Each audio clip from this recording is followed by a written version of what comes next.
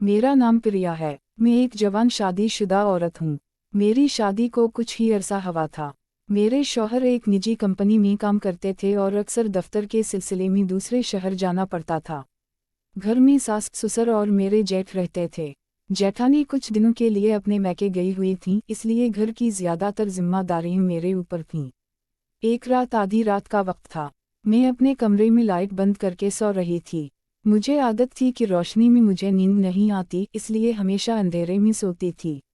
इस रात भी मैं गहरी नींद में थी कि अचानक मुझे ऐसा महसूस हुआ जैसे कोई मेरे कमरे में मौजूद हो। मेरी आँख खुल गई। कमरे में मुकम्मल अंधेरा था। मैंने आहिस्ता से आवाज़ दी, कौन है? लेकिन कोई जवाब ना आया। मेरा दिल ज़ोर ज़ोर से धड़कने लगा। मैंने खुद को तसल्ली दी कि शायद मेरा वहम हो। मैंने हिम्मत करके लाइट जलाई, मगर कमरे में कोई नहीं था। मैं कुछ देर जागती रही, फिर सोचा शायद थकन की वजह से मुझे ऐसा महसूस हुआ हो। अगले दिन मैंने इस बात का जिक्र किसी से नहीं किया। घर के कामों में दिन गुजर गया। मैंने सबके लिए नाश्ता और खाना बनाया, सफाई की और बाकी जिम्मेदारियां निभाती रही। दिन में सब कुछ मामूल के मुताबिक था, इसलिए मैंने रात वाले वाक़ये को भुला दिया।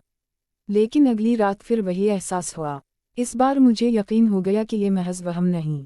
मुझे साफ महसूस हुआ जैसे कोई मेरे कमरे में चल रहा हो। मैं फौरन उठकर बैठ गई। मेरा गला खौफ से खुश्क हो रहा था। मैंने दोबारा पूछा, कौन है वह? कोई जवाब नहीं आया, मगर मुझे खतरा महसूस हो रहा था। मैं फौरन लाइट जलाने के लिए बढ़ी।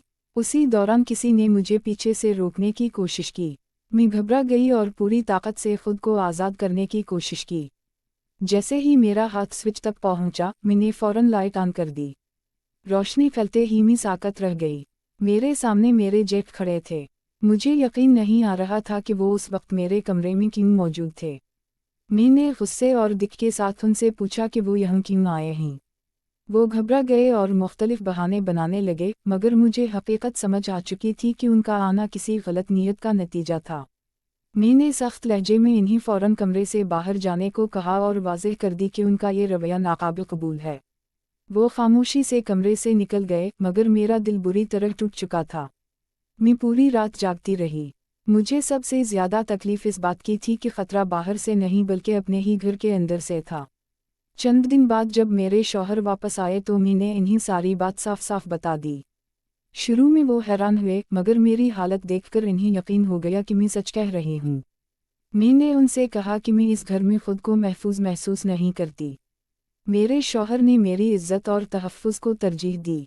कुछ ही दिनों में हमने अलग घर में रहने का फ़ैसला कर ली। इस फैसले के बाद मुझे सुकून मिला। इस वाक़ये ने मुझे एक बड़ी बात सिखाई। इज्जत और तहफ़्फ़ुज़ सबसे अहम हैं। अगर कभी किसी को अपने साथ नाइंसाफ़ी या ख़तरा महसूस हो तो खामोश ना रहे।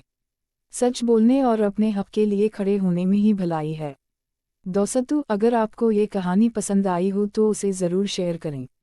और याद रखें, किसी भी रिश्ते में एहतराम और हुदूद का ख़याल रखना बहुत ज़रूरी है।